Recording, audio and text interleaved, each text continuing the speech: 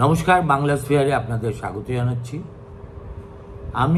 আমাদের শেখানো হয়েছিল যে you will cover news but you will never become a news yourself.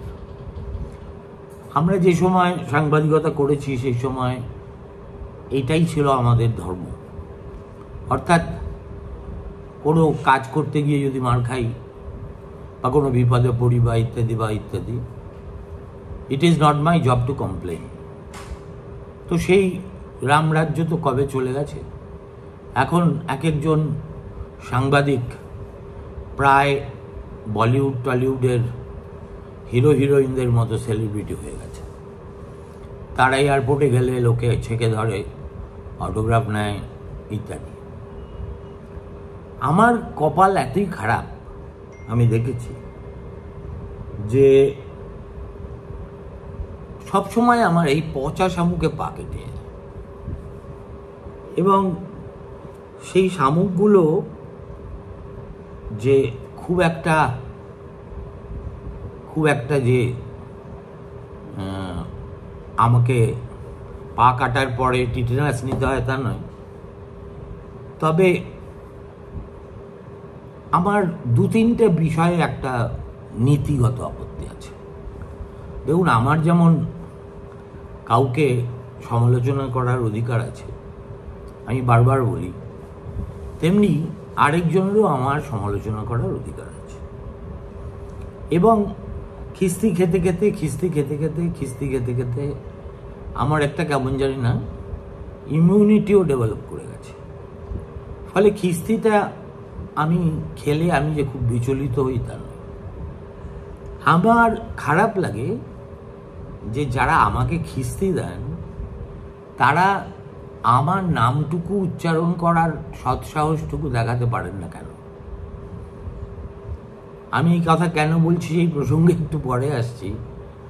আমি এই একটি ব্যাপারে অন্তত তৃণমূল কংগ্রেসের মুখপাত্রকে 100 নম্বর দেব তার সৎসাহসের জন্য। তিনি সেই আমার কারাবাসের দিন থেকে দীর্ঘদিন আমার নাম করে যা মুখে আসে তাই বলেছেন। তারপরে এখনো সুযোগ পেলেই বলেন, কিন্তু একটা ব্যাপারে তার সততা আছে, সেটা হলো তিনি নাম করে বলেন। আমি সেটা অগ্রাহ্য করি, সেটা অন্য ব্যাপার, কিন্তু আমাকে তো এইটুকু স্বীকার করতেই হবে যে অভিযোক্তা তার সৎসাহসটুকুকে আমাকে তো স্বীকৃতি দিতেই হবে। আবার একদল আছেন যারা আমি জানি না, হয়তো আইনের ভয়ে কিংবা অন্য কিছুর ভয়ে আমার নামটি না নিয়ে এটা আমাকে তাচ্ছিল্য করার জন্য একটা আমাকে পরিচয় দিয়ে যা মুখে আসে তাই বলে গেলেন। আজকে দেখলাম কলকাতার একজন ইউটিউবার, আমার সঙ্গে ত্রিকুলে তার কোনো সম্পর্ক নেই, তার বিরুদ্ধে জীবনে আমি কোনো কথা বলিনি, এবং সত্যি কথা বলতে কি, তিনি তার জগতে থাকেন, আমি আমার জগতে থাকি, কোনো লেনা দেনা কিছু নেই। অথচ তিনি আজকে, গতকাল আমি ডিওয়াই চন্দ্রচূড় নিয়ে যেসব কথা বলেছিলাম, পরপর দুটো ভিডিও করেছি, তা নিয়ে তিনি কটাক্ষ করতেই পারেন, কিন্তু সেটা করতে গিয়ে তিনি এমন একটা ব্যতিক্রমী, বলবো না, একটা নোংরা রুচির ব্যক্তিগত আক্রমণ করে বসলেন যে আমাকে তো এটাতে পচা শামুকে পা কাটাই বলবো। তার কারণ যদি তিনি নামকরণ আমাকে নাম করে বলতেন তাহলে না হয় আমার একটা আইনি প্রতিকারের জায়গা খোলা থাকত। তিনি আমার নাম যে খুব খারাপ দিয়েছেন তা নয়, তিনি আমাকে বলেছেন জ্যাঠামশাই। জ্যাঠামশাই, তার যা বয়স, আমার বয়স ঠিক তার জ্যাঠার হওয়ার উপযুক্ত হয়েছে কিনা আমি বলতে পারবো না, তবে কাছাকাছি যদি হয়ে থাকে। আর জ্যাঠামশাই শব্দটা হচ্ছে তো ব্যাজস্তুতি, অর্থাৎ যিনি জ্যাঠামি করেন তাকে জ্যাঠামশাই বলে। আমার এই অভিধাটা খুব খারাপ লাগেনি, সত্যিই তো, আমি তো জ্যাঠামি করি। কিন্তু তিনি আমার বিরুদ্ধাচরণ করতে গিয়ে আরও অনেক কথা বলেছেন। তার মধ্যে একটা হলো আমি নাকি আমার শালির বাড়ি হাতিয়ে নিজের বাড়ি করে নিয়েছি। দেখুন, সেই 1918 সাল থেকে শুনতে শুনতে শুনতে শুনতে এই সব অর্বাচীনের প্রলাপ,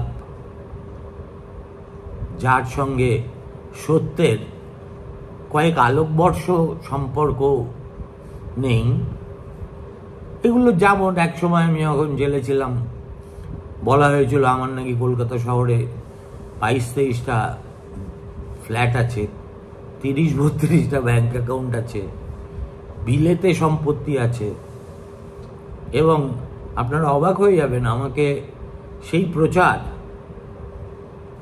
একেবারে কেন্দ্রীয় সংস্থাদের কাছেও পৌঁছে দেওয়া হয়েছিল।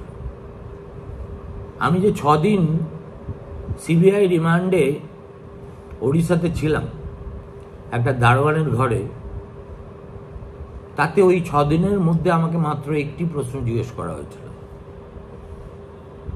সেটা হলো, do you have a sprawling bungalow on the Thames? আমি না এই প্রশ্নটা শুনে প্রথমে কিছুটা বিহ্বলে বললাম, তারপর হো হো করে হেসে উঠলাম। তারপরে ভারপ্রাপ্ত ইনভেস্টিগেটিং অফিসারকে বললাম যে just because I also have beard, do you think that I should be bracketed with Vijay Mallya? And there must be some semblance of sanity in your questioning. After all, you represent the country's biggest investigating agency. And I own a sprawling bungalow in London, that too on the Thames. Are you aware that London civic rules don't even allow anyone to go near the Thames for construction? Now, if you are asking me this question, then you must ask a question based on certain information. Those information may be incorrect, but there has to be some input. Then he started laughing. He said, I don't want to go into this question anymore, but you understand my problem. I have been asked to ask you this question. তারপরে তো আর কোনো ঝগড়াঝাটি তার সঙ্গে করা যায় না, আর করবই বা কেন? তিনি অত্যন্ত সজ্জন মানুষ ছিলেন, আমাকে যে পরিমাণ সম্মান দেখিয়েছেন গ্রেফতার করেও, আমি তার জীবনে কখনো ভুলব না। সুতরাং এইসব উল্টোপাল্টা কথা, এখন আমার শালির বাড়ি আমি হাতিয়ে ফেলেছি, এইটা একটা নতুন আমার বিরুদ্ধে অভিযোগ। আমার 3 শালি আছেন,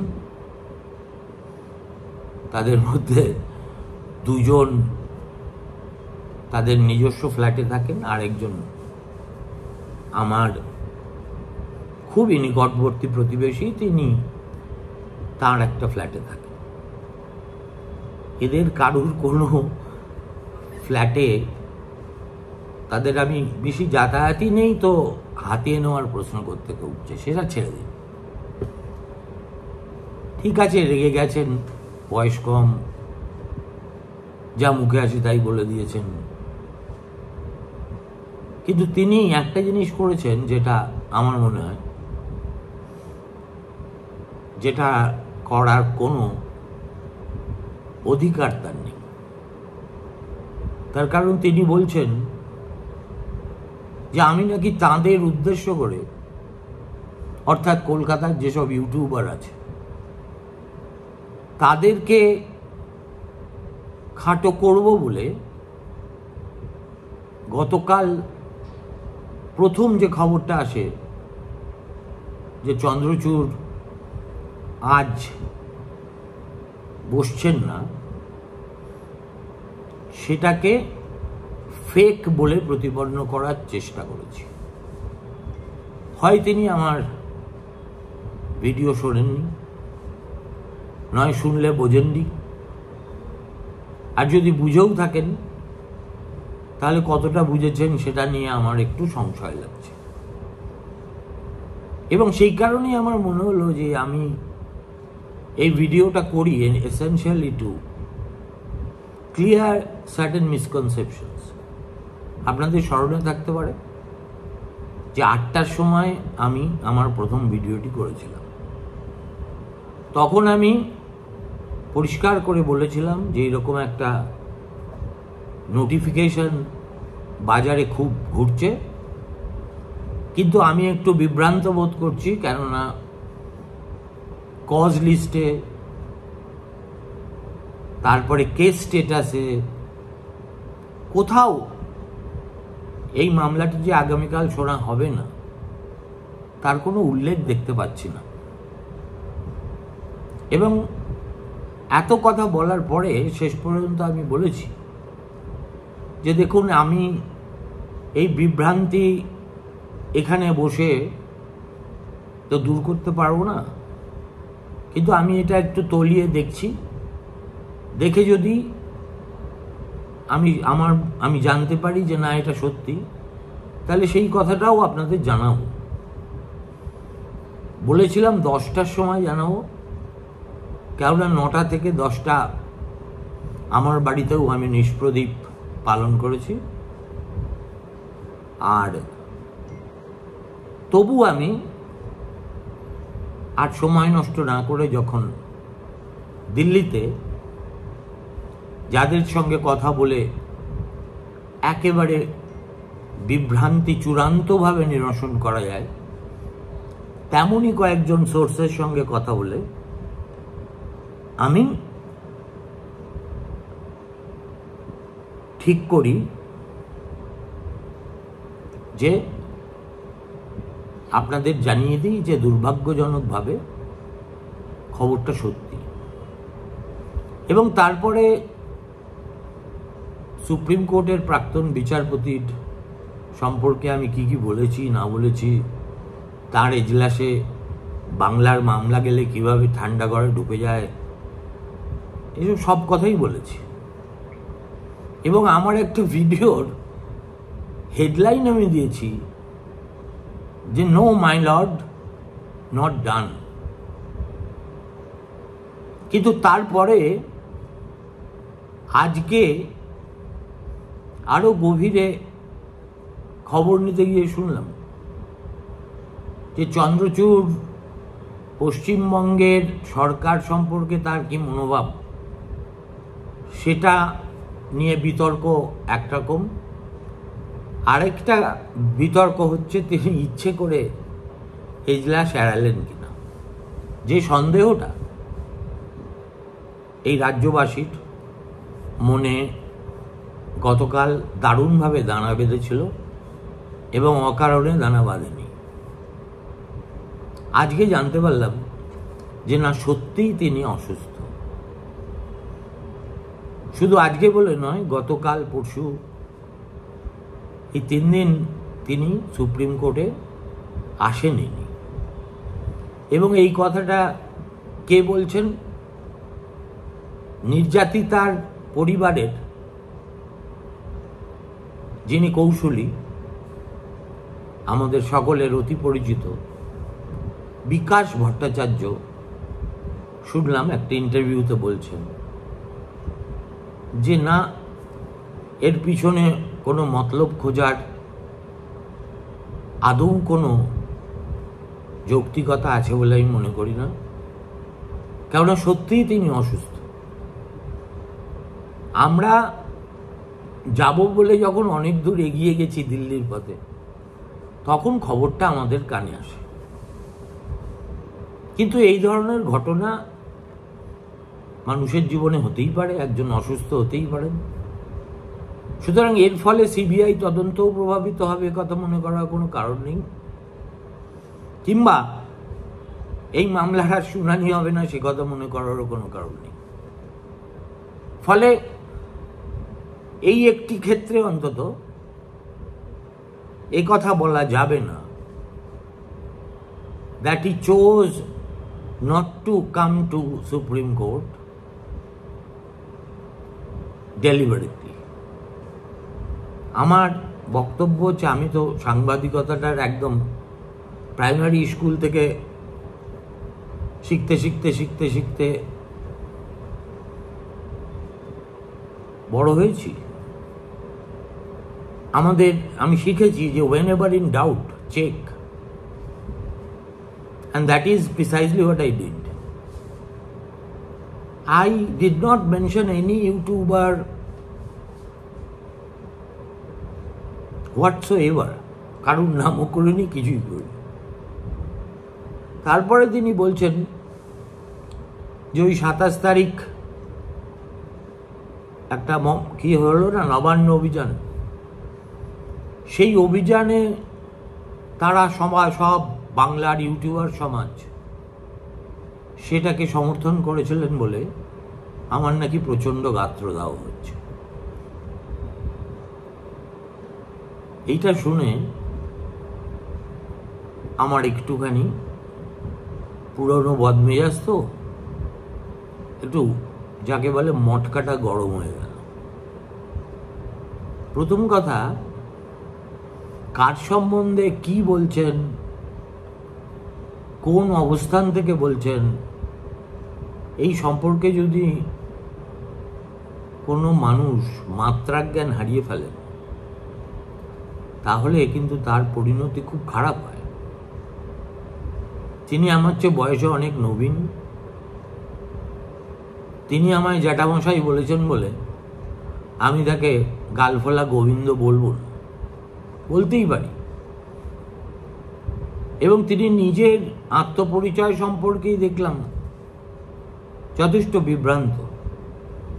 নিজেই বলছেন আমি ঠিক জানি না আমি সাংবাদিক না ইউটিউবার না কি। সাংবাদিক আর ইউটিউবারের মধ্যে তো কোনো বিরোধ আছে বলে আমি জানি না, বা হোয়াট এভার। তারপরে প্রথম কথা, আমি কোনো অভিযান সমর্থন করব না তার সমালোচনা করব সেটা কোনো ইউটিউবার কি ওপিনিয়ন শোনাচ্ছেন বা কি জনমত সংগঠিত করার চেষ্টা করছেন তার দ্বারা প্রভাবিত হবে এ কথা মনে করাটা একটা অর্বাচীন ঔদ্ধত্য। আপনি যেটাকে ঠিক মনে করেন আমি সেটাকে বেঠিক মনে করতেই পারি। Just as you are entitled to your assessment, I am also entitled to my assessment. এবং পরিশেষে আপনি আমাকে ছদ্ম কি পিসি বিদ্বেষী না কি বলেছেন, এবং বলেছেন আমি একদা বৃদ্ধবাবুর ঘনিষ্ঠ ছিলাম। হ্যাঁ ছিলাম। তারপরে নাকি প্রচুর চটি চেটেছি এবং তার সুবাদেই একটি সংবাদপত্রের সম্পাদক হতে পেরেছি।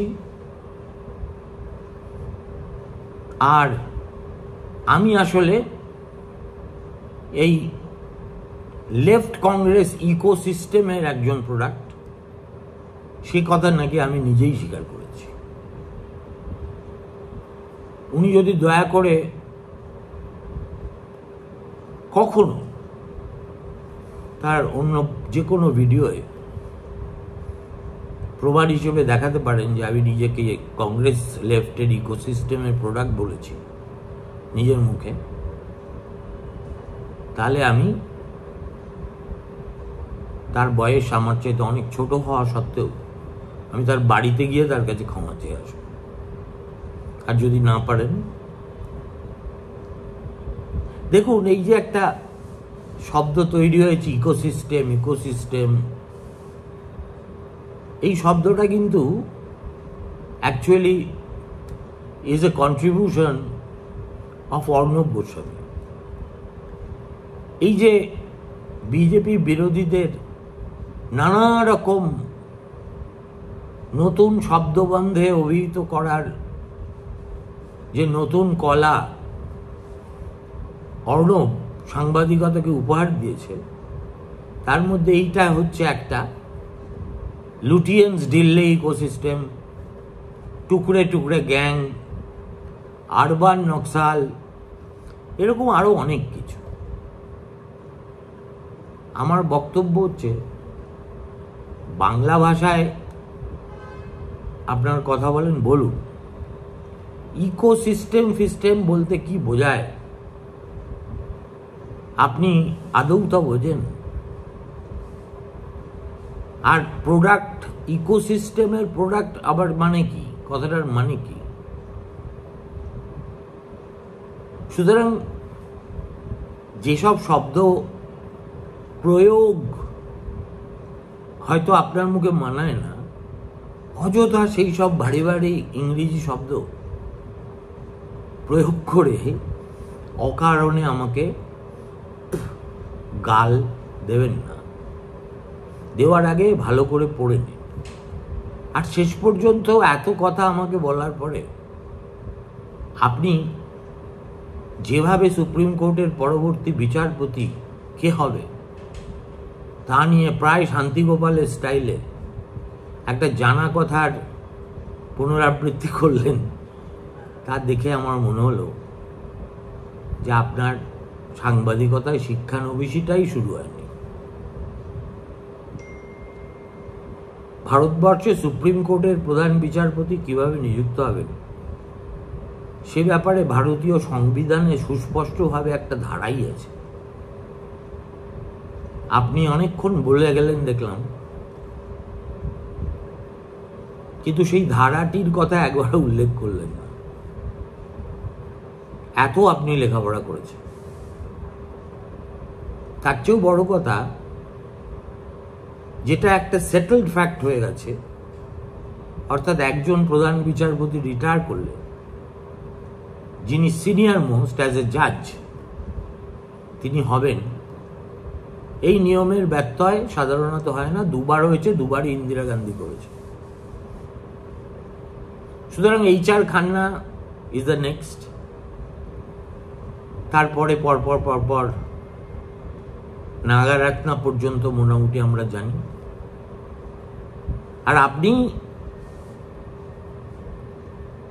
এই চন্দ্রচূড় যুগের অবসান হলে পিসির কি ভয়াবহ দুর্দিন আসবে সেটা বোঝানোর জন্য